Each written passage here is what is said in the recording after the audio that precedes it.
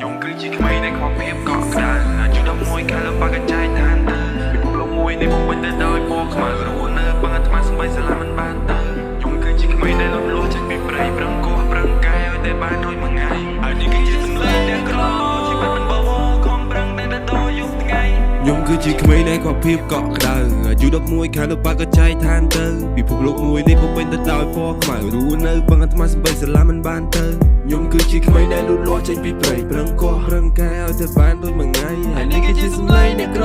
ជីវិតមិនបវរខំប្រឹងតែដល់យប់ថ្ងៃអ្នកជើគេចាំតែថាយអ្នកមានវាចាំតែមើលអ្នកក្រគេធ្វើការពីហូតទៅឡាយដែលភ្លើព្រោះតែពាក្យក្រទៅគាត់ខំទាំងត្រដោបើសិនពួកឯងល្អកុំឲ្យគេដៀលអាយក្រពើអ្នកក្រគេចង់មានហើយអ្នកមានមិនចង់ក្រព្រោះតែពាក្យថាល្អទៅគេគិតរឿងបែបនេះមិនចេះអសរទៅគាត់ខ្លាចជាអ្នកក្របើសិនពួកឯងល្អកុំឲ្យគេដៀលអាយសំគី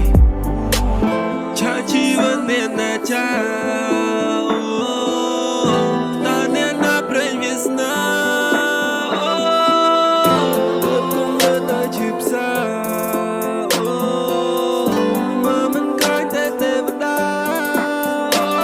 គឺជាក្មេងដែលខ្វះភាពកក់ក្ដៅអាយុ11ខែលោកបាក់ក៏ចែកឋានទៅពិភពលោកមួយនេះពុំពេញទៅដោយពណ៌ខ្មៅរស់នៅបង្អាត្មាសំបីសាលាមិនបានទៅខ្ញុំគឺជាក្មេងដែលលូតលាស់ចេញពីព្រៃប្រឹងកោះប្រឹងកាយឲ្យតែបានរួចមួយថ្ងៃហើយនេះគឺជាសំឡេងអ្នកក្រជីវិតបវរខំប្រឹងតែដល់យប់ថ្ងៃ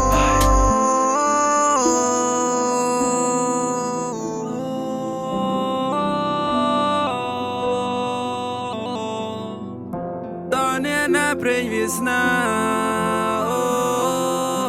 មកមិនខាញ់តែទេវតា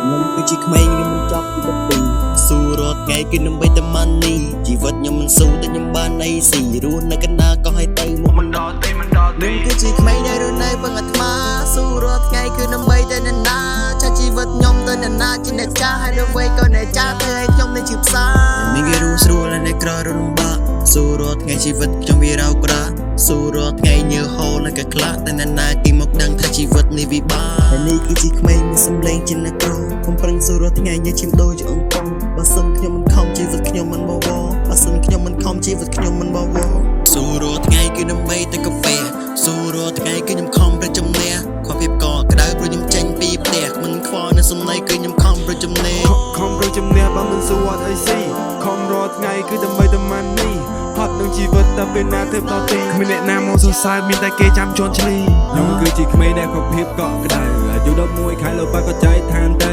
ពិភពលោកមួយនេះពុំពេញទៅដោយពណ៌ខ្មៅរស់នៅបង្អាត្មាសំបីសាលាមិនបានទៅខ្ញុំគឺជាក្មេងដែលលូតលាស់ចេញពីព្រៃប្រឹងកោះប្រឹងកាយឲ្យតែបានរួចមួយថ្ងៃហើយនេះគឺជាសំឡេងអ្នកក្រជីវិតមិនបវរខំប្រឹងតែដល់យប់ថ្ងៃ